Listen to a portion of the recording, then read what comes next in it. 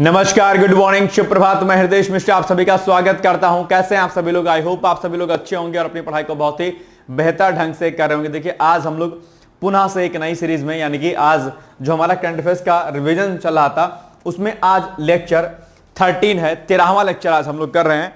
और आप लोग लेक्चर जो है अभी तो आज हमने यहां पर मेंशन कर दिया, बाकी लेक्चर सारे इस जगह पर आपके मेंशन हुआ करते थे। तो आप लोग एक एक करके सारी क्लास देख लीजिएगा। बहुत ही महत्वपूर्ण सारे के सारे प्रश्न है और आपके एग्जाम के लिए बहुत ज्यादा रिलेवेंट है। आइए सीधे हम पहले प्रश्न पर आते हैं और देखते हैं कि पहला प्रश्न आज का हमारा क्या है। नंबर 1, 2025 में जारी ग्लोबल जेंडर गैप इंडेक्स या रिपोर्ट कह लीजिए, इसमें भारत की स्थिति क्या रही है। बहुत ही महत्वपूर्ण ये क्वेश्चन है आपके लिए, ठीक है। तो आपको बताना है कि 120वां स्थान था या 103वां स्थान या फिर 131वां स्थान था। जल्दी से कमेंट करके मुझे बताइएगा इसका एग्जैक्ट जो आंसर होगा वो क्या हो जाएगा, ठीक है। बहुत ही महत्वपूर्ण प्रश्न है आपके एग्जाम के लिए।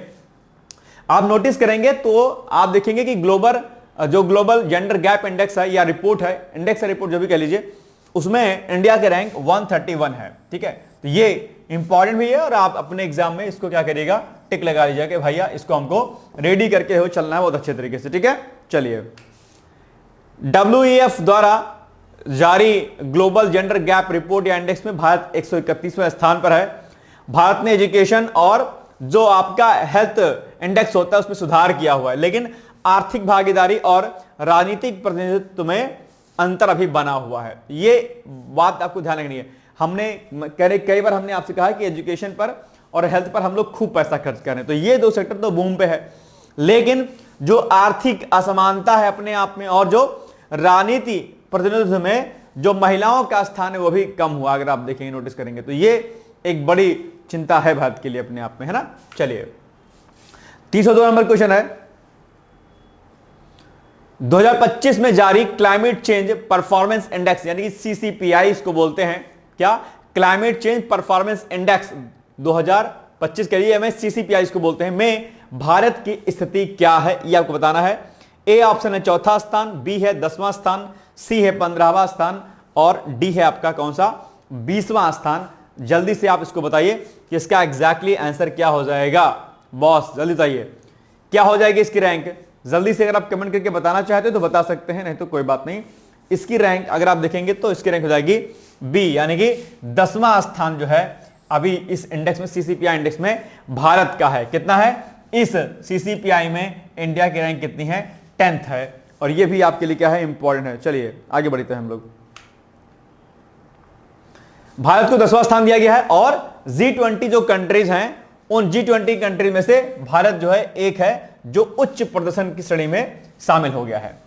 भारत को विशेष रूप से GHG को क्या बोलेंगे, ग्रीन हाउस गैसेस। तो ग्रीन हाउस गैसेस और ऊर्जा उपयोग यानी कि एनर्जी यूजेस के क्षेत्र में उच्च रैंकिंग जो है मिली हुई है। हालांकि नवीकरणीय ऊर्जा यानी कि जो रिन्यूएबल हमारे एनर्जी के क्षेत्र में होते हैं, इसमें भारत को निम्न रेटिंग दी गई है। हालांकि सरकार इस पर नवीकरणीय ऊर्जा स्रोत को बढ़ाने के लिए लगातार काम कर रही है और इसी के कंटेक्स्ट में आप जानते होंगे कि 2070 में नेट जीरो का लक्ष्य जो है रखा गया है कार्बन के लिए। तो ये बड़ी बात है, नवीकरणीय ऊर्जा क्षेत्रों पर हम व्यापक स्तर पर काम कर रहे हैं। लेकिन वही है ना कि जब ग्लोबली कई बार रिपोर्ट जब जारी की जाती है तो उसमें कई बार जो है पक्षपात भी हो जाता है, ठीक है। बहुत बार गरीबी सूचकांक में, हैप्पीनेस रिपोर्ट में कई बार पक्षपात स्वरूप जो है इंडिया की रैंक डाउन कर दी जाती है कि भैया खराब स्थिति में है। जैसे अभी वर्ल्ड बैंक क्या कह रहा है कि भारत में सबसे कम इनइक्वालिटी है, यानी कि असमानता सबसे कम है। लेकिन अगर अलग अलग रिपोर्ट आप देखेंगे तो उसमें गहराई दिखाई देगी आपको, मतलब कि डिस्टेंस ज्यादा दिखाई देगा। तो ये अंतर दोनों अक्सर दिखाई देता है। जलवायु नीति यानी क्लाइमेट पॉलिसी की श्रेणी में भारत का प्रदर्शन मध्यमा का गया है। दूसरा, CCPI सूचकांक 64 देशों और यूरोपीय संघ का मूल्यांकन करता है जो वैश्विक ग्रीन हाउस गैस उत्सर्जन का 90% से अधिक कवर करता है अल्टीमेटली अपने आप में। और 2025 के सूचकांक में शीर्ष 3 स्थान खाली रहे क्योंकि किसी भी देश ने सभी श्रेणियों में बहुत उच्च स्तर का प्रदर्शन नहीं किया है। भारत को कोयले पर अपनी निर्भरता, टिकाऊ प्रौद्योगिकियों के धीमी गति से क्रियान्वयन और नवीकरणीय ऊर्जा के निम्न प्रदर्शन जैसी चुनौतियों का सामना करना पड़ रहा है, ऐसा इस रिपोर्ट में कहा गया। लेकिन मुझे ऐसा लग नहीं रहा है।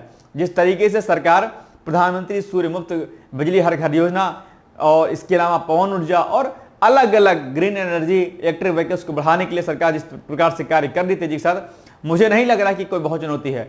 चुनौती है इसको स्टेब्लिशमेंट करने की, लेकिन प्रयास जो है सरकार का सकारात्मक है। ठीक है, फिर भी भारत ने नवीकरणीय ऊर्जा में आक्रामक निवेश किया हुआ है, जो कि मैं आपसे कह ही रहा हूं, और 2070 तक शुद्ध शून्य उत्सर्जन प्राप्त करने का लक्ष्य जो है सरकार ने रखा हुआ है 270 तक, है ना, 2070 तक। नेक्स्ट आपका 303 नंबर क्वेश्चन, जयपुर के राजस्थान के अंतरराष्ट्रीय केंद्र एवं में एशिया और प्रशांत क्षेत्र में 12वें क्षेत्रीय 3R और सर्कुलर इकोनॉमी फोरम के संदर्भ में आपको बताना है कि कौन सा कथन सही है। तो नंबर 1 से लेकर के 3 से 5 मार्च 2025 के मध्य में इसका आयोजन हुआ था। ठीक है। दूसरा, 2025 फोरम का नेतृत्व आवास एवं शहरी मामलों के मंत्रालय के तहत स्वच्छ भारत मिशन शहरी द्वारा किया जा रहा है। अब आपको बताना है कि सही उत्तर का चयन करना है। तो अगर आप देखेंगे तो इसमें एक कथन और दो दोनों सही हैं, यानी कि ऑप्शन नंबर सी हो जाएगा, 1 और 2 राइट हो जाएगा। ठीक है, कोई दिक्कत वाली बात नहीं है इसमें। आइए, ठीक है, पॉइंट वही थी 3 से 5 मार्च 2025 तक। डेट याद रखिएगा, कई बार डेट आपके एग्जाम में पूछ लेता है। तो 3 से 5 मार्च 2025 तक कहां पर? जयपुर में, जयपुर के राजस्थान में अंतरराष्ट्रीय केंद्र में एशिया और प्रशांत क्षेत्र में 12वें क्षेत्रीय 3R और सर्कुलर इकोनॉमिक फोरम की मेजबानी की है। यह कार्यक्रम realising circular societies towards achieving SDGs and carbon neutrality in Asia Pacific विषय पर केंद्रित है। ये इसकी क्या है? थीम है अपने आप में, तो इसको याद कर सकते हैं। इसके अलावा संयुक्त राष्ट्र क्षेत्रीय विकास केंद्र द्वारा 2009 में स्थापित क्षेत्रीय 3R और सर्कुलर इकोनॉमिक फोरम एशिया प्रशांत क्षेत्र में सरकारों को अपनी नीतियों में 3R और सर्कुलरिटी को एकीकृत करने में मदद करने के लिए एक मंच के रूप में हमेशा काम करता रहता है। ये पिछला जो फोरम हुआ था, पिछला फोरम अगर आप देखेंगे तो 2023 में कोलंबिया द्वारा आयोजित किया गया था। तो ये फैक्ट भी आपके लिए क्या है? इंपॉर्टेंट है। भारत ने 2018 में इंदौर में 8वें संस्करण की मेजबानी की थी पहले। तो अभी तो यहां पे हुआ, जयपुर में हुआ, और उसके पहले जो है इंदौर में हुआ था 8वें संस्करण में। ये संस्करण कौन सा है अभी जो हम लोग कर रहे हैं? ये संस्करण आपका 12वां है, और 12वां से पहले जो 8वां संस्करण था वो कहां पर किया गया था? वो आपके इंदौर में किया गया था। ठीक है, इंदौर आप जानते होंगे, वैसे भी इंदौर में क्या हो गया है? इंदौर में दरअसल क्या हो गया है? सबसे स्वच्छ अगर शहर की बात करते तो इंदौर ही है। इस कार्यक्रम का समापन जयपुर घोषणा के साथ हुआ, अपनाने के साथ हुआ। साथ होगा क्या? हुआ, ऐसा कीजिए, तो बीत गया है ना, साथ हुआ कर लीजिए। जिसका उद्देश्य एशिया प्रशांत देशों को रैखिक अर्थव्यवस्था से चक्रीय अर्थव्यवस्था में संक्रमण में मार्गदर्शन करना था अपने आप में। तो ये कुछ चीजें थी। और 2025 फोरम का नेतृत्व जो है आवास एवं शहरी मामलों के मंत्रालय के तहत स्वच्छ भारत मिशन शहरी द्वारा किया गया है। चलिए, 2025 में नेशनल एक्सपोर्ट इंश्योरेंस अकाउंट किस कारण चर्चा में रहा? तो इसे समाप्त कर दिया गया है, या इसे एमएसएमई निर्यातकों के लिए पुनः सशक्त किया गया है, यह केवल निजी कंपनियों को दिया गया है, या इसे डब्ल्यूटीओ ने प्रतिबंधित कर दिया। डब्ल्यूटीओ मतलब वर्ल्ड ट्रेड ऑर्गेनाइजेशन, है ना, विश्व व्यापार संगठन भी इसको बोलते हैं। अब आप बताइएगा इसका एग्जैक्टली उत्तर क्या हो जाएगा बॉस? आंसर, ये क्वेश्चन भी अच्छा है अपने आप में, और ऐसे क्वेश्चन अक्सर आपके एग्जाम में पूछे जाते हैं। उम्मीद करता हूं कि आप एग्जैक्टली इसका सही उत्तर बताएंगे मुझे क्या होगा। इसमें अगर आप देखेंगे तो इसमें बी वाला ऑप्शन जहां तक मुझे सही लगता है। आप लोग कॉपी लेके बैठ जाइए और खुद भी लगाते रहिए, देखिए कौन कौन सा सही है। मेरे अकॉर्डिंग तो इसमें से बी वाला है। ठीक है, देखते हैं। ठीक है, बिल्कुल सही बात है, B is the right answer. यानी कि 2025 में सरकार ने एनईआईए को एमएसएमई निर्यातकों के लिए सशक्त किया है। अब यह उच्च जोखिम वाले बाजारों में निर्यात बीमा सहायता देगा अपने आप में।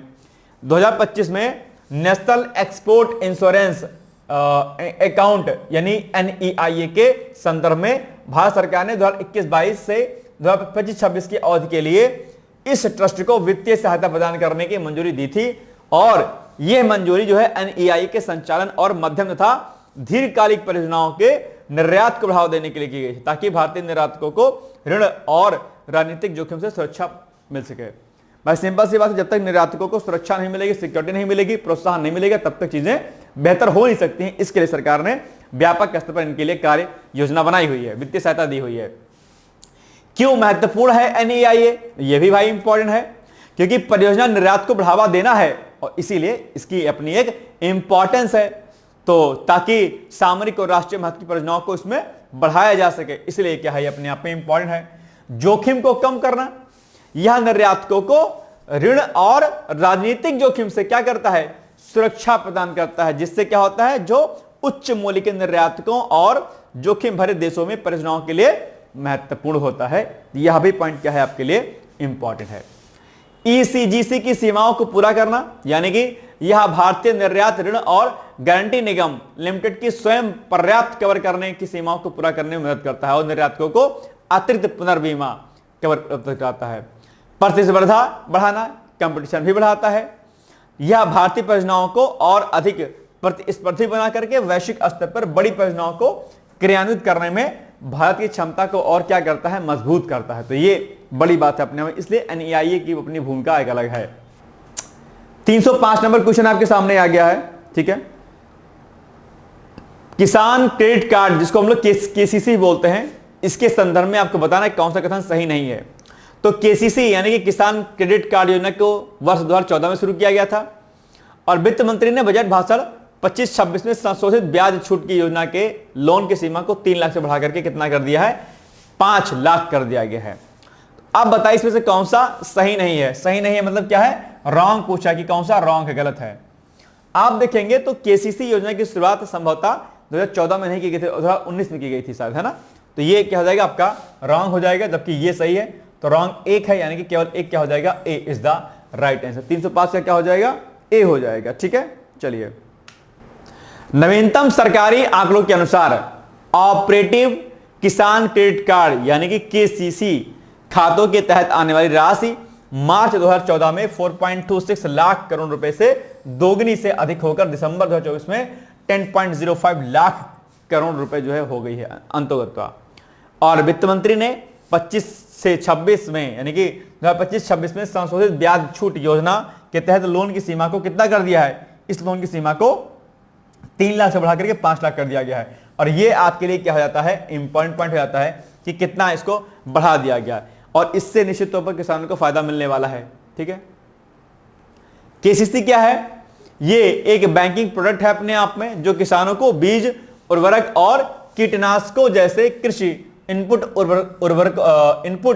खरीदने के साथ साथ फसल उत्पादन और संबंधित गतिविधियों से नकदी जरूरतों को पूरा करने के लिए समय पर किफायती ऋण जो है उपलब्ध कराया जाता है। किसके माध्यम से, केसीसी यानी किसान क्रेडिट कार्ड। अपने यहाँ पे जैसे नॉर्मली आप क्रेडिट कार्ड यूज करते होंगे, अपना सामान वगैरह लेते होंगे, ठीक उसी प्रकार से किसानों के लिए जो है ये कार्ड शुरू किया गया है।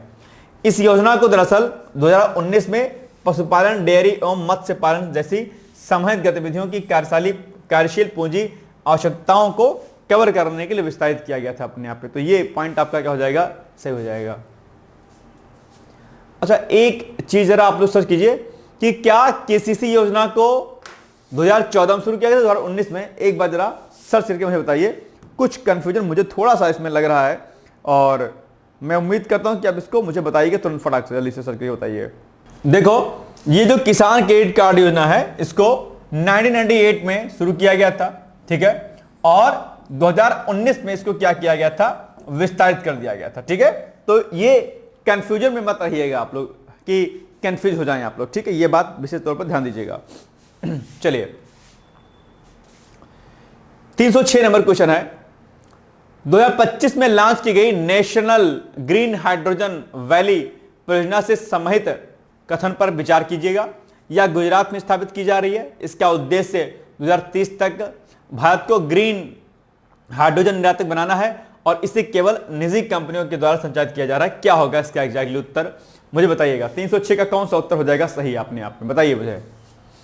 इसका उत्तर आप देखेंगे तो ये केवल निजी कंपनियों के लिए ऐसा नहीं है। आई थिंक इसका आंसर 1 और 2 होना चाहिए। आपने विकल्प में क्या लगाया है आप मुझे बताइएगा, क्योंकि मेरे अकॉर्डिंग तो 306 का उत्तर जो है आपको ए ही लग रहा है, जहां तक मुझे ऐसा लग रहा है, ठीक है। तो ए इज द राइट आंसर, बिल्कुल सही बात है ना। मैंने कई बार कहा है ग्रीन हाइड्रोजन मिशन तैयार कर लीजिएगा, एक बार नहीं 3, 4, 6 बार कहा है। अब आप नहीं तैयार कीजिएगा तो क्या कीजिएगा। चलिए, तो गुजरात में अभी हाल ही में ग्रीन हाइड्रोजन वैली की नींव रखी गई है। इसका लक्ष्य क्या है, 2030 तक भारत को ग्रीन हाइड्रोजन के उत्पादन और निर्यात का वैश्विक हब बनाना है। सरकार के द्वारा इसमें पीपीपी मॉडल अपना रही है, इसलिए केवल निजी कंपनियों द्वारा संचालित होने का कथन क्या है इसमें रॉन्ग है, सीधी सी बात है। पब्लिक प्राइवेट पार्टनरशिप जब हो जाएगी तो फिर निजी, केवल निजी की बात कहां रह जाएगी। सिंपल सी बात है।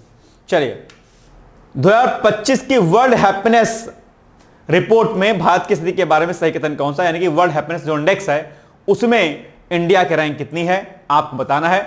बहुत ही आसान सा उत्तर है इसका, और मैं अपेक्षा आपसे करता हूं क्या मुझे इसका आंसर जरूर बताएंगे, क्योंकि ये प्रश्न डेफिनेटली आप लोगों ने पढ़ा होगा। और अब फिर भी अगर आप नहीं बता पाते हैं तो गलती है आपकी अपने आप में। बताइएगा इसका उत्तर क्या हो जाएगा बॉस। वर्ल्ड हैप्पीनेस इंडेक्स या रिपोर्ट में इंडिया की रैंकिंग क्या है, जल्दी से मुझे इसका आंसर बताइएगा, फटाफट बताइए। अब आप लोग यह बताते नहीं है, पता नहीं क्या आप वीडियो देखते तो पहली बात आप इस समय लेक्चर नहीं देख रहे, पता नहीं क्या कर रहे हैं, और जो चीज मिल नहीं सामने उसमें आप आंसर नहीं दे रहे हैं। अब आई दृष्टि पढ़ रहे होंगे, साल भर पढ़ा नहीं होगा, लेकिन अब खोल कोगे घटना सा दृष्टि पढ़ रहे होंगे। अरे महाराज जो करा रहे हैं मोस्ट इंपॉर्टेंट क्वेश्चन कर लीजिए इसको, है ना। आप वहां पे ढूंढोगे, यहाँ पे ढूंढा ढाया मिला हुआ आपके सारे इंपॉर्टेंट क्वेश्चन जो है आपके हाथ में, आप वो नहीं कर रहे हैं। इसकी रैंक कितनी होगी, बी हो जाएगी। भारत 118वें स्थान पर है बॉस, ठीक है, तो 307 का क्या हो जाएगा, बी। चलिए आप जानते हो कि फिनलैंड लगातार 8वें वर्ष जो है टॉप पे बना हुआ है, और उसके बाद आपका फिनलैंड के बाद जो आएगा आपका डेनमार्क, आइसलैंड और स्वीडन आएगा। इंडिया की रैंकिंग 118वीं है 2025 में, और 2024 में 126वीं रैंक थी। तो ये भी पॉइंट आपको क्या करना है, याद रखना है। 2024 वाली भी रैंक आपको याद ही रखनी है, भूलिएगा नहीं इसको भी। दक्षिणी एशियाई देशों की रैंकिंग की अगर बात करें तो नेपाल का 92वां स्थान है, पाकिस्तान का 109वां स्थान है, म्यांमार का 126वां और श्रीलंका का 133वां स्थान है। बांग्लादेश 134वां स्थान पे आता है। ये पॉइंट भी आपको क्या करना है, विशेष तौर पर याद रखना है। ये सारे रैंकिंग आपके लिए बहुत इंपॉर्टेंट है। चलिए 308 2025 में भारत द्वारा लॉन्च डिजिटल यूनिवर्सिटी नेटवर्क का उद्देश्य क्या है, तो ऑनलाइन शिक्षा को एकीकृत करना, केवल आईआईटीज को डिजिटल करने पर ध्यान देना, या विदेशी छात्रों को रोकना, या पारंपरिक विश्वविद्यालयों को बंद करना, क्या इसका मुख्य उद्देश्य है। जल्दी से आप लोग मुझे कमेंट करके इसका आंसर बता सकते हैं। तो मेरे अकॉर्डिंग क्या हो जाएगा इसका उत्तर, कि ऑनलाइन शिक्षा को एकीकृत करना ही इसका विकल्प होना चाहिए। 308 का ए मेरे अकॉर्डिंग होना चाहिए, ठीक है, बिल्कुल सही बात है। आप जानते होंगे कि सरकार ने 2025 में डिजिटल यूनिवर्सिटी नेटवर्क को लॉन्च किया। क्या डिजिटल यूनिवर्सिटी नेटवर्क को लॉन्च किया है, इसका उद्देश्य क्या है, सभी विश्वविद्यालयों और कॉलेजों को एक डिजिटल प्लेटफॉर्म पर जोड़ना है, जिससे विद्यार्थी एक ही पोर्टल से पाठ्यक्रम, परीक्षा और प्रमाण पत्र जो है क्या कर सकते हैं, इससे प्राप्त कर सकते हैं। कोई लोड देने की आवश्यकता नहीं है बॉस, ठीक है। चलिए नेक्स्ट है, भारतीय तटरक्षक बल ने कहां पर अभी हाल ही में सागर कवच अभ्यास किया है। यह भी बहुत इंपॉर्टेंट प्रश्न है, अगर आपको आता है तो आप मुझे बता सकते हैं कि इसका उत्तर भी आप लोग क्या देंगे, ठीक है। भारतीय तटरक्षक बल ने कहां पर सागर कवच अभ्यास पूरा किया, बताइए। पश्चिम बंगाल है, उत्तर प्रदेश, राजस्थान है, या फिर असम। इन चारों विकल्पों में से एक विकल्प सही है, आपको बताना है कौन सा विकल्प सही है। यानी कि ये जो आपका सागर कवच है ये दरअसल पश्चिम बंगाल में, ये सागर कवच कहां पर किया गया है, पश्चिम बंगाल में किया गया है। इससे बी इसका क्या हो जाएगा, उत्तर सही हो जाएगा बॉस, कोई दिक्कत वाली बात नहीं है। तो भारतीय तटरक्षक बल ने पश्चिम बंगाल के 158 किलोमीटर तटीय क्षेत्र में सागर कवच अभ्यास को पूरा किया। यह अभ्यास डेट याद रखिएगा 21 से लेकर के 22 फरवरी 2025 के मध्य में आयोजित किया गया था। डेट आपको याद रखनी है। और क्या था इसका मोटो, उद्देश्य क्या था, उद्देश्य था इसका कि तटीय क्षेत्र को, जो भी हमारे कोस्टल एरिया हैं, तटीय क्षेत्र को सुरक्षित करना और विभिन्न एजेंसियों के मध्य समन्वय स्थापित करना। आप जानते होंगे कि जो हमारे कोस्टल एरिया हैं वहां से क्या होता है, ट्रेड होता है अच्छा खासा, और जो हमारे दुश्मन होते हैं, जो घुसपैठिए होते हैं, वो आप देखे होंगे कि समुद्र के जो है रास्ते ही आते हैं। ऐसे में हमारे कोस्टल गार्ड जो होते हैं, जो कोस्ट गार्ड होते हैं, जो वो इन तटीय सीमाओं की सुरक्षा खूब अच्छे से करते हैं अपने आप में। तो ये एक बड़ी बात है, ठीक है। चलिए अच्छा, एक छोटा सा एडवर्टाइजमेंट आपके लिए कि अगर आपका फोकस अगला साल का एग्जाम होगा आरओ का, अभी अगर किन्हीं कारणों से नहीं हो पाया है आपका, तो परेशान होने की आवश्यकता नहीं है। क्योंकि कई बार क्या होता है, आप सोचते बहुत कुछ हैं, चाहते बहुत कुछ हैं, लेकिन होता नहीं है, है ना। तो कहते हैं ना, एक गीत है कि क्या सोच कर मन घबराता है, जो हम सोचे वही होता नहीं, है ना, क्या रीत गई, ऐसे कुछ। एक सॉन्ग बड़ा अच्छा है, एक दिन मैंने स्टेटस भी लगाया था इसका, आपने देखा होगा। तो जिंदगी में हम जो कुछ चाहते हैं वो होता नहीं है, और इसलिए हमें घबराने की आवश्यकता जो है नहीं होनी चाहिए। निरंतर प्रयास अगर आप करते हैं किसी चीज के लिए तो मुझे लगता है कि आपको सफलता जरूर मिलती है ना। तो कहते हैं कि हम चाहें वही वो हो जरूरी नहीं है, हम चाहें वही हो जरूरी नहीं, आशाएं कभी हुई पूरी नहीं, ये सोच तनिक जीवन भटका, जब सूर्य सा साथी मिलता है हर सांझ को कहता है पंकज, हम कैसे खिलें अब मीत गया। तो जीवन में अच्छे दोस्तों का संग कीजिए, जीवन में एक अच्छा ग्रुप बनाइए और उनके साथ मिलकर के एक बेहतर तैयारी करिए, फिर देखिए कि उसका एक सकारात्मक परिणाम आपको देखने को मिलता है। लेकिन उसके लिए निरंतरता आपके भीतर होना आवश्यक है, ठीक है।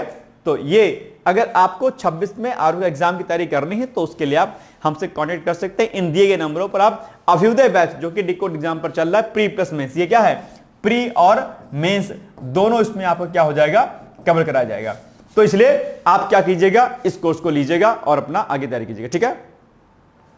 चलिए नेक्स्ट क्वेश्चन है आपके सामने, 310 नंबर क्वेश्चन आपके सामने आ गया है।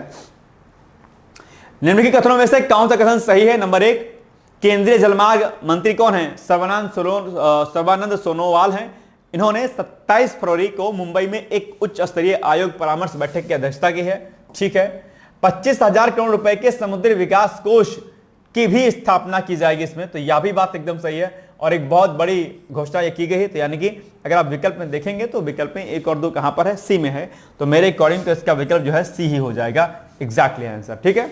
चलिए बिल्कुल वही बात सेम है, 27 फरवरी को ही इस परामर्श बैठक की अध्यक्षता की गई है और यह कार्यक्रम दरअसल उद्योग जगत के दिग्गजों, सरकारी अधिकारियों और स्टेक होल्डर्स को एक मंच पर लगाएगा, जिसने वे संघीय बजट 2025 से संबंधित प्रमुख समुद्री क्षेत्र की घोषणाओं एवं भारत की समुद्री वृद्धि पर उनके प्रभाव पर चर्चा इसमें की गई है। चलिए बाकी 2-3 पॉइंट और रखा है, वही बात जो हमने आपको बताया कि 25,000 करोड़ रुपए के समुद्री विकास कोष की स्थापना इसमें की जाएगी, ठीक है। और इसका उद्देश्य इस क्षेत्र में दीर्घकालिक निवेश को समर्थन करना है, जिसमें सरकार 49% का योगदान देगी और शेष 51% बंदरगाहों और निजी क्षेत्र के निवेश से जुटाया जाएगा इसमें। तो यह बड़ी बड़ी बात है अपने आप में। चलिए, हाल ही में किसके द्वारा कार्बन बाजार पर पहला अंतरराष्ट्रीय सम्मेलन प्रकृति 2025 का आयोजन जो है किया गया? बहुत अच्छा क्वेश्चन है, मैं आपसे अपेक्षा करता हूं कि इसका उत्तर आप लोग जरूर बताएंगे। तो ऊर्जा दक्षता ब्यूरो या फिर नासा या फिर इसरो या फिर इनमें से कोई नहीं, क्या होगा इसका एग्जैक्टली उत्तर? किसके द्वारा इसका आयोजन किया गया इस सम्मेलन का? तो आप देखेंगे तो ए ऑप्शन, यानी ऊर्जा दक्षता क्या है, ऊर्जा दक्षता ब्यूरो है अपने आप में, ए ऑप्शन, ठीक है। तो ऊर्जा दक्षता ब्यूरो इसका हो जाएगा एग्जैक्टली राइट आंसर, यानी कि ए हो जाएगा आपका कथन सही, ठीक है। चलिए, हाल ही में ऊर्जा दक्षता ब्यूरो ने कार्बन पर, ठीक है, कार्बन बाजार, कार्बन मार्केट इसको कहते हैं, इस पर जो है एक पहला इंटरनेशनल जो है सम्मेलन, जिसका नाम क्या है, प्रकृति 2025, इसका आयोजन किया है। और यह आपकी परीक्षा के दृष्टिकोण से बहुत ही महत्वपूर्ण है। उम्मीद करता हूं कि आप इसका उत्तर सही जो है बता पाएंगे अगर एग्जाम में पूछ जाएगा तो, ठीक है। उद्घाटन की अगर बात करते हैं इसके, तो 24 फरवरी 2025 को माननीय विद्युत और आवासन एवं शहरी कार्य मंत्री श्री मनोहर लाल ने इसका क्या किया, उद्घाटन किया था, ठीक है। आगे अगर हम बात ऊर्जा दक्षता ब्यूरो की करते हैं, तो भारत सरकार ने ऊर्जा संरक्षण अधिनियम 2001 के प्रावधानों के तहत 1 मार्च 2002 को ऊर्जा दक्षता ब्यूरो की स्थापना की थी। और यह फैक्ट भी आपके एग्जाम में पूछा जा सकता है कि भाई बताओ ऊर्जा दक्षता ब्यूरो की स्थापना किस वर्ष की गई थी, ठीक है। तो यह भी आपको ध्यान रखना है। आइए, ऊर्जा दक्षता ब्यूरो मिशन ऊर्जा संरक्षण अधिनियम 2001 के समग्र ढांचे के भीतर स्वनियमन और बाजार सिद्धांतों पर जोर देने वाली नीतियों और रणनीतियों को विकसित करने में सहायता करना है, जिसका प्राथमिक उद्देश्य भारतीय अर्थव्यवस्था की ऊर्जा तीव्रता को क्या करना है, कम करना है। तो ये भी पॉइंट आपके लिए याद रखना है वाली हो जाती है। बाकी 1-2 पॉइंट इसमें और डिटेल्स में लिखा है, आप चाहें तो इसको पढ़ सकते हैं, बस दैट्स इट। फैक्चुअल डेटा के रूप में आपके सामने यही कुछ पूछेगा। चलिए, 2025 में आरबीआई द्वारा लागू digital rupees cross border pilot project का उद्देश्य क्या था? तो अंतरराष्ट्रीय लेन देन को तेज और पारदर्शी बनाना, केवल नगद मुद्रा का विकल्प बनाना, या आयकर से बचाव करना, या डिजिटल मुद्रा को निजी कंपनियों को बेचना। तो आप इस क्वेश्चन को देखें तो मुझे लग रहा है जनरली ये तो 3 तो नहीं लग रहा है मुझे ए लग रहा है, आपको क्या लग रहा है? आप मुझे बता सकते हैं कि इसका एग्जैक्टली आंसर क्या होगा बॉस, बताइए। ए बी सी डी में से इसका उत्तर क्या होगा? जल्दी से मुझे कमेंट करके बताइए इसका उत्तर क्या होगा।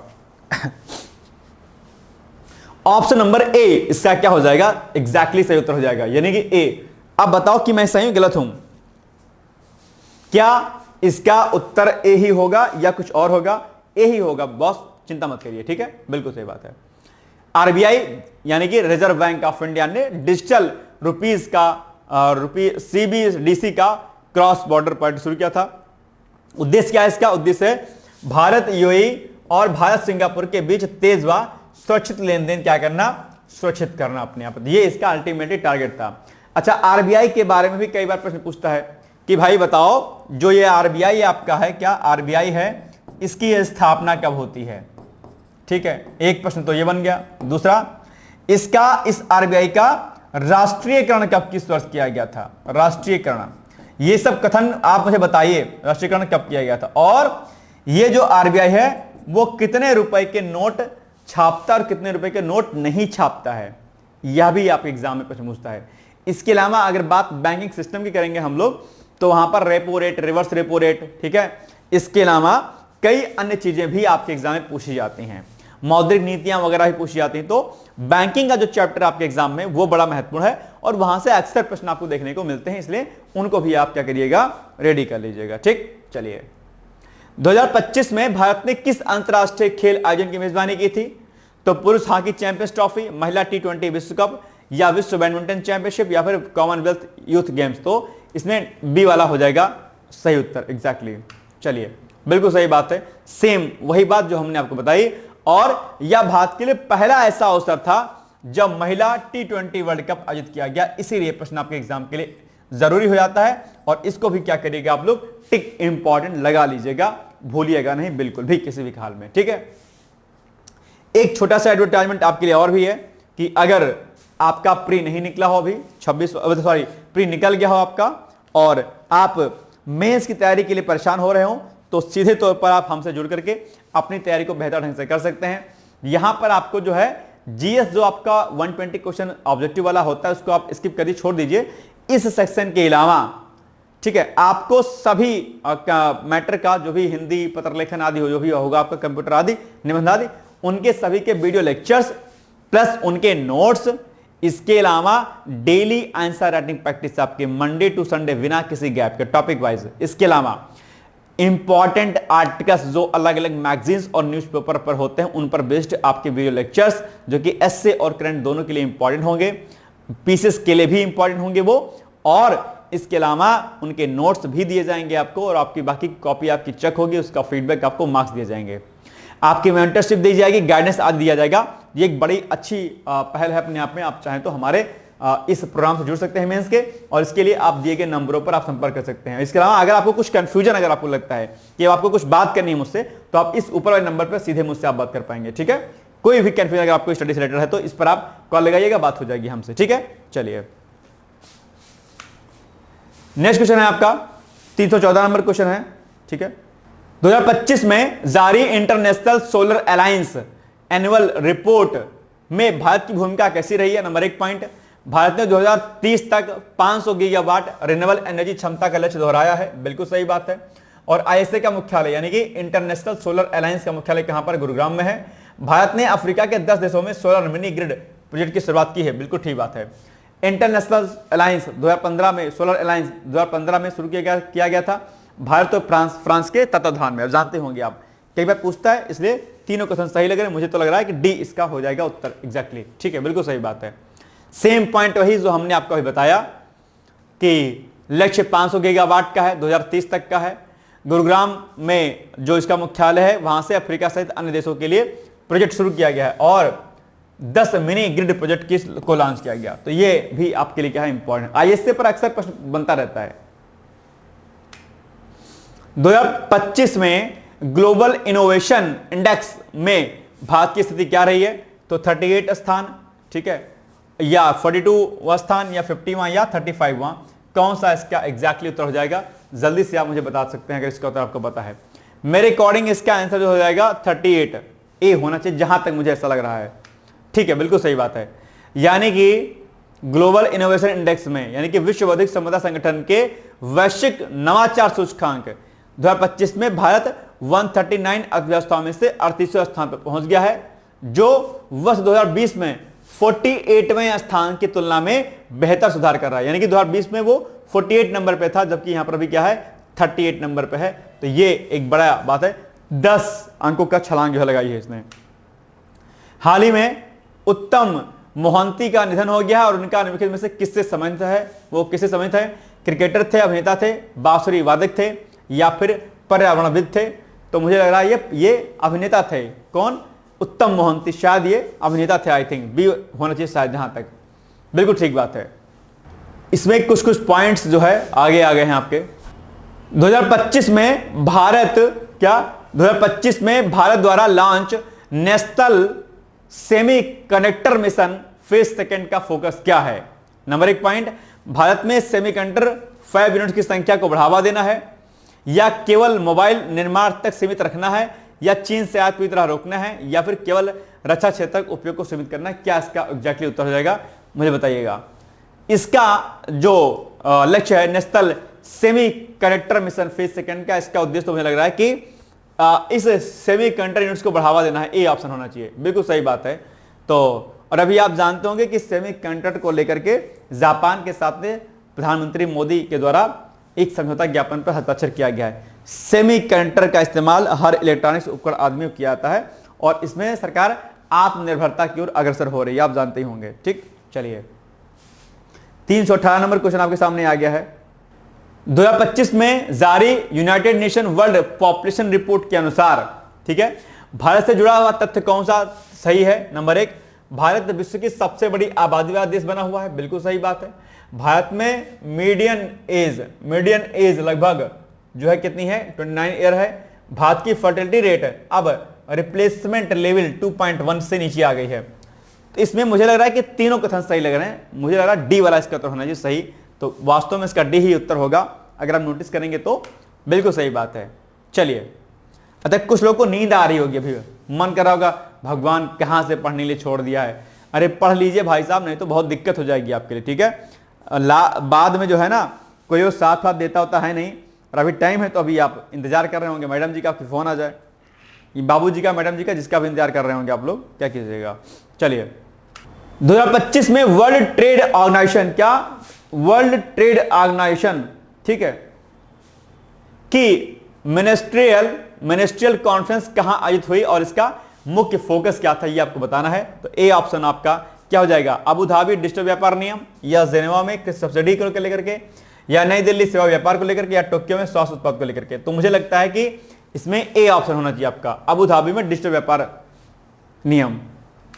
बिल्कुल सही बात है। यानी कि 2025 में जारी या आयोजित वर्ल्ड ट्रेड ऑर्गेनाइजेशन WTO क्या बोलते हैं? वर्ल्ड ट्रेड ऑर्गेनाइजेशन, विश्व व्यापार संगठन की मिनिस्ट्रियल कॉन्फ्रेंस का आयोजन अबू धाबी संयुक्त अरब अमीरात में हुआ था। यह सम्मेलन 24 फरवरी से लेकर के 2 मार्च 2024 तक आयोजित किया गया। इसका मुख्य फोकस डिजिटल व्यापार नियमों पर था, जिसमें वैश्विक इलेक्ट्रॉनिक्स व्यापार के लिए एक मजबूत और समावेशी नियमों से सेट को विकसित करने की दिशा में कदम उठाया गया।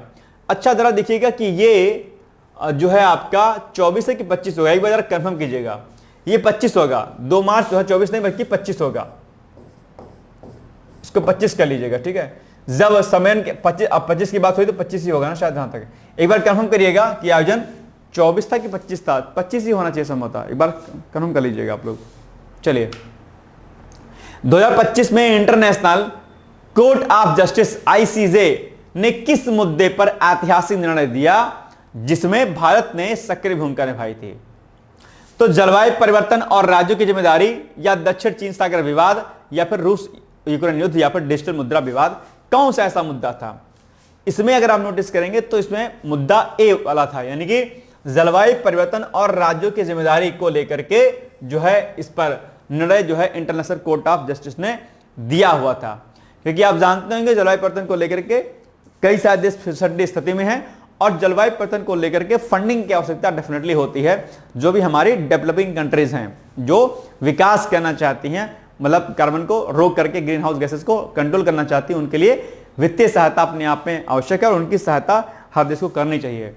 ठीक है, तो 2025 में आईसीजे ने जलवायु परिवर्तन को लेकर के निर्णय दिया कि राज्यों को कार्बन उत्सर्जन घटाने की कानूनी जिम्मेदारी है और भारत ने इसमें विकासशील देशों की ओर से सक्रिय तर्क दिए थे अपने आप, यानी कि सपोर्ट किया था उनको।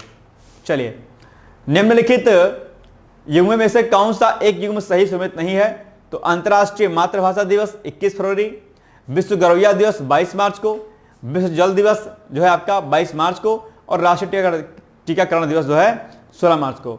अब आप बताइए इसमें से कौन सा जो है सही नहीं है, बताइएगा। रॉन्ग स्टेटमेंट कौन सा है, बहुत बार पूछता है। अच्छा, विश्व गौरैया दिवस कब मनाया जाता है? गौरैया दिवस, ये आंसर की अपेक्षा मैं आपसे जरूर करता हूं, क्या उन्हें बताएंगे? जरूर बताएंगे। चलिए, इसमें आप देखिएगा तो अंतर्राष्ट्रीय मातृभाषा दिवस 21 फरवरी को मनाया जाता है, बिल्कुल सही बात है ये। विश्व जल दिवस 22 मार्च को और विश्व पृथ्वी दिवस 22 अप्रैल को। राष्ट्रीय टीकाकरण दिवस जो है 16 मार्च को मनाया जाता है, बिल्कुल सही बात है। जबकि विश्व गौरैया दिवस की बात करेंगे तो ये बॉस 20 मार्च को नहीं होता है, बल्कि ये 22 मार्च को नहीं बल्कि 20 मार्च को होता है। तो ये क्या है? रॉन्ग है। और क्या पूछा है? कौन सा सुमेलित नहीं है? तो यही नहीं सुमेलित, यानी कि B is the right answer. बस हो जाएगा, देखो बिल्कुल सही बात है बी। हर साल 21 फरवरी को अंतर्राष्ट्रीय मातृभाषा दिवस मनाया जाता है। 1999 में यूनेस्को ने 21 फरवरी को अंतर्राष्ट्रीय मातृभाषा दिवस के रूप में घोषित किया था। ठीक है, तो ये भी आपको पॉइंट याद रखना है। पहला अंतर्राष्ट्रीय जो मातृभाषा दिवस हुआ वो कब हुआ? वो 2000 में मनाया गया। ठीक, क्या उद्देश्य था इसका? दुनिया भर में भाषा और यानी कि लैंग्वेज और सांस्कृतिक विविधता कल्चरल डाइवर्सिटी के बारे में लोगों को जागरूक करना या जागरूकता बढ़ाना ही इसका उद्देश्य था अल्टीमेटली। चलिए, राष्ट्रीय विज्ञान दिवस मनाया जाता है, बताइएगा कब मनाया जाता है? ये बड़ा अच्छा प्रश्न है। राष्ट्रीय विज्ञान दिवस 28 फरवरी को मनाया जाता है ना, सिंपल सी बात है, बिल्कुल सही बात है। राष्ट्रीय विज्ञान दिवस हर साल 28 फरवरी को मनाया जाता है और यह प्रश्न भी आपके एग्जाम के लिए क्या है? इंपॉर्टेंट है, याद रखिएगा। 28 फरवरी को कोलकाता में Indian association for the cultivation of science की प्रयोगशाला में काम करते हुए प्रख्यात भौतिक विज्ञानी सर सीवी रमन द्वारा की गई थी। रमन प्रभाव की खोज के उपलक्ष्य में इसको मनाया जाता है। और रमन इंपैक्ट या रमन प्रभाव क्या होता है, डेफिनेटली आप लोग इसको जानते होंगे। इस खोज के लिए उन्हें 1930 में नोबेल पुरस्कार से भी सम्मानित किया गया था। ठीक है, तो यह बड़ी उपलब्धि अपने आप में। इस संबंध में पहले उत्सव का आयोजन 28 फरवरी 1987 को हुआ था और यह एक ऐसी परंपरा की शुरुआत थी जो पीढ़ियों को प्रेरित करती रहेगी अपने भाई कि विज्ञान दिवस क्या होता है। साइंस के अगर आप स्टूडेंट होंगे तो डेफिनेटली आप जानते होंगे इसके बारे में। थीम क्या थी? थीम इस बार की थी विकसित भारत के लिए विज्ञान और नवाचार में वैश्विक नेतृत्व के लिए भारतीय युवाओं को क्या करना? सशक्त बनाना, यह इसका लक्ष्य था। महत्व क्या है इसका कि राष्ट्रीय विज्ञान दिवस मनाने का जो महत्व या मूल उद्देश्य है लोगों के बीच में विज्ञान के महत्व और उसके अनुप्रयोगों का संदेश फैलाना है। भारत ने वैश्विक नवाचार सूचकांक 2024 में 39वां स्थान और वैश्विक बौद्धिक संपदा फाइलिंग में 6वां स्थान हासिल किया है। यह भी आपको पॉइंट याद रखना है। अच्छा, एक बात ध्यान रखिएगा कि जो विज्ञान और इंजीनियरिंग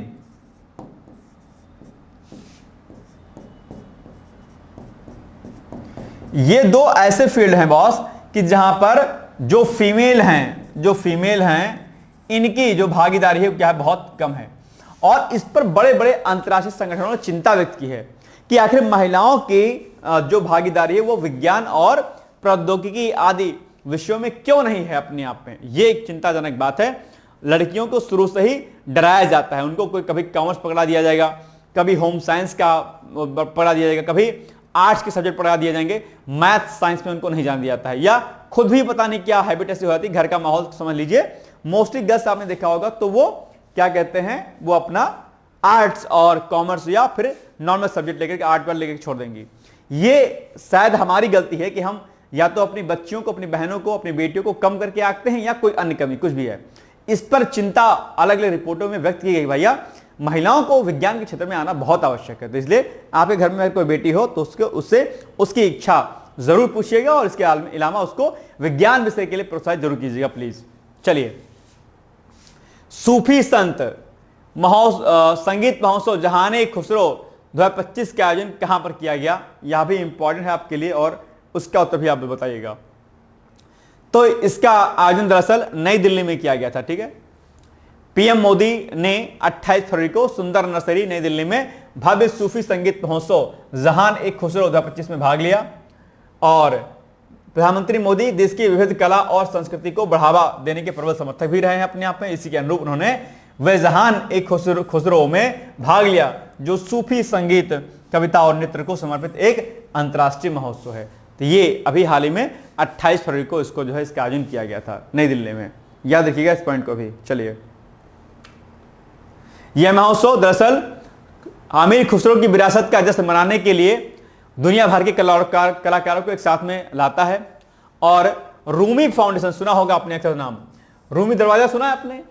रूमी फाउंडेशन द्वारा आयोजित यह महोत्सव, जिसकी शुरुआत वर्ष 2001 में प्रसिद्ध फिल्म निर्माता और कलाकार मुजफ्फर अली ने की थी, यह वर्ष 2025 में अपनी 25वीं वर्षगांठ मना रहा है। और यह महोत्सव 28 फरवरी से 2 मार्च 2025 तक आयोजित हुआ। 2025 लिख दीजिएगा, कंफ्यूजन ना रहे आपको। ठीक, तो ये सूफी गायन सुना आप लोगों ने? बड़े अच्छे अच्छे सॉन्ग होते हैं, सूफी सॉन्ग सुनिएगा, मजा आ जाएगा। चलिए, भारत के प्रस्ताव के आधार पर संयुक्त राष्ट्र महासभा द्वारा किस वर्ष को अंतर्राष्ट्रीय मिलेट वर्ष के रूप में घोषित किया गया है? 2020, 2021, 22 या 23? बड़ा अच्छा प्रश्न यह भी है और महत्वपूर्ण भी है आपके एग्जाम के लिए। तो अगर आप नोटिस करेंगे तो 2023 को एक्चुअली में क्या किया गया था, एक अंतर्राष्ट्रीय मिलेट वर्ष के रूप में इसको घोषित किया गया था। तो D is the right answer. ठीक, बिल्कुल सही पॉइंट है। ये देखो, भारत के प्रस्ताव के आधार पर, क्या भारत के प्रस्ताव के आधार पर संयुक्त राष्ट्र महासभा द्वारा वर्ष 2023 को अंतर्राष्ट्रीय मिलेट वर्ष घोषित किया गया था। भारत ने India middle east Europe economic corridor के रूप में दुनिया को एक नया आर्थिक मार्ग दिया है। और इसके अलावा अभी हाल ही में ऑस्ट्रेलिया के पूर्व प्रधानमंत्री NXT यानी कि नेक्स्ट कॉन्क्लेव 2025 में भाग लिया। और नेक्स्ट कॉन्क्लेव 2025 28 फरवरी से लेकर के 1 मार्च तक भारत मंडपम में आयोजित किया गया। तो ये कुछ एक पॉइंट थे जो आपको जरूर जानना जरूर थे, जो इसी से संबंधित थे कहीं ना कहीं अपने आप में। चलिए, नानाजी देशमुख के संदर्भ में कौन सा कथन सही नहीं है, यानी कि रॉन्ग स्टेटमेंट है? 1975 में नानाजी दीनदयाल शोध संस्थान की स्थापना की गई और 2025 में उनकी 15वीं प्रतिष्ठा आयोजित की गई। तो ये सही है, लेकिन ये क्या आपका रॉन्ग है? आई थिंक इसमें 1972 शायद होना चाहिए था। तो एक क्या है, रॉन्ग है, ये नहीं सही है बॉस। तो ए इज द राइट आंसर। ठीक, चलिए, ये देखिए, उन्होंने 1972 में दीनदयाल शोध संस्थान की स्थापना की, जबकि यहां पर क्या लिखा था, 75 लिखा था, तो गलत हो गया। 2025 में उनकी 15वीं पुण्यतिथि मनाई गई। किसकी? नानाजी देशमुख के बारे में। नानाजी का जन्म महाराष्ट्र के हिंगोली जिले के, कहां पर? हिंगोली जिले के कडोरी नामक छोटे से कस्बे में ब्राह्मण परिवार में हुआ था। नानाजी देशमुख लोकमान्य बाल गंगाधर तिलक के राष्ट्रवादी विचारधारा से प्रेरित हुए थे और तिलक से प्रेरित होकर उन्होंने समाज सेवा और सामाजिक गतिविधियों में रुचि ली थी। नानाजी देशमुख और बाल गंगाधर तिलक पर आप लोग शॉर्ट नोट्स रेडी कर लीजिएगा, क्योंकि कई बार पीसीएस का अगर आप एग्जाम देंगे तो वहां पर शॉर्ट नोट्स के रूप में इसको पूछा जा सकता है। तो इसको आपको रेडी करना क्या जरूरी है आपके लिए। उन्होंने विनोबा भावे द्वारा शुरू किए गए भूदान आंदोलन, जानते होंगे, इसके बारे में खूब प्रश्न पूछता है भूदान आंदोलन के बारे में। तो भूदान आंदोलन के बारे में उसमें जो है इन्होंने इसमें भाग लिया था और इन्होंने चित्रकूट ग्रामोदय विश्वविद्यालय की भी स्थापना की थी। यह भी पॉइंट आपके लिए इंपॉर्टेंट है। यह भारत का पहला ग्रामीण विश्वविद्यालय था। अब ये सब आपके हिस्ट्री वाले सब्जेक्ट में आपको पूछ लेगा आप एग्जाम में। अब नहीं पढ़ रहेंगे तो हक्का बक्का हो जाइएगा बॉस, क्या कीजिएगा। इसलिए एक एक पॉइंट आपको याद रखना क्या है, जरूरी है आपके लिए। ठीक है, तो ये हो गया आपका आज का महत्वपूर्ण वीडियो लेक्चर्स। बाकी इसके अलावा पीसीएस को लेकर के एक चीज इंफॉर्मेशन मैं आपको दे देता हूं कि अगर आपका टारगेट क्या है 2025 का पीसीएस का एग्जाम है, तो अभी से आप तैयारी कर सकते हैं। बहुत टाइम है नहीं एक्चुअली में, जनवरी में कैलेंडर आउट हो जाता है, आप जानते होंगे, और उसमें सारी परीक्षाओं की तिथियां रहती हैं। तो इसको आप लोग करिए। और इसमें हम लोग प्री प्लस मेंस के वीडियो लेक्चर्स प्लस नोट्स आपके, बाइलिंगुअल नोट्स आपके, और पीसीएस में जो प्री का आपका पीवाईक्यूज होता है वो भी, मेंस का पीवाईक्यूज आपका, ठीक है, और टेस्ट सीरीज आपकी, मेंस का उत्तर लेखन कार्यक्रम आपका, और test series pre plus mains की, मेंटरशिप, सीसैट, हिंदी, ये सारी चीजें आपको ऐसे, ये सब कुछ आपको जो है आपको समग्र रूप से एक ही बैच में कराया जाएगा। तो आपसे अपेक्षा करता हूं इस बैच को आप ज्वाइन कर सकते हैं, और इससे आपकी पीसीएस और आरओ दोनों की तैयारी हो जाएगी। अगर इस बैच को आपको ज्वाइन करना है तो पीसीएस लिख करके आपको दिए गए नंबरों पर आपको क्या करना है, व्हाट्सअप कर देना, इतना कर देना है बस। बाकी एडमिशन लीजिए और इंटरव्यू तक अगर आप पहुंचते हैं तो आपकी फीस भी हम लोग रिफंड कर देंगे। बाकी किसी बाहरी किताब याद नोट्स की आपको आवश्यकता नहीं पड़ेगी, ठीक है। तो ये हो गया हमारा वीडियो लेक्चर। बाकी हम लोग मिलेंगे कल, तब तक आप लोग पढ़ते रहिए, मस्त रहिए, व्यस्त रहिए, यूं ही मुस्कुराते रहिए। रात में जो 9 बजे जो उत्तर प्रदेश विशेष पर आधारित जो वीडियो आता है उसको प्लीज जरूर देखिएगा, रात के 9 बजे आता है, ठीक है। मिलेंगे कल, तब तक के लिए खुश रहिए, मस्त रहिए, यूं ही मुस्कुराते रहिए।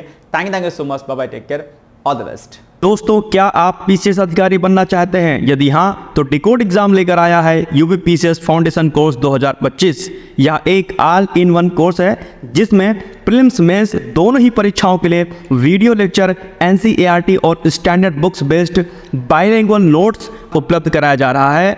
इस कोर्स में प्री और मेंस के सभी प्रीवियस ईयर क्वेश्चंस पेपर भी वीडियो लेक्चर के माध्यम से कोर्स में सम्मिलित होंगे। साथ ही साथ में कोर्स का कंटेंट गुणवत्तापूर्ण होने के साथ ही साथ एग्जाम ओरिएंटेड है, जिससे कोर्स लेने वाले स्टूडेंट्स को कोई भी बाहरी पुस्तक या नोट्स पढ़ने की आवश्यकता न पड़े। इस कोर्स में प्रीलिम्स और मेंस के टेस्ट सीरीज तथा आंसर राइटिंग प्रोग्राम भी शामिल है, जिसके साथ ही साथ टेलीग्राम ग्रुप में रेगुलर टॉपिक वाइज टेस्ट कराए जाएंगे।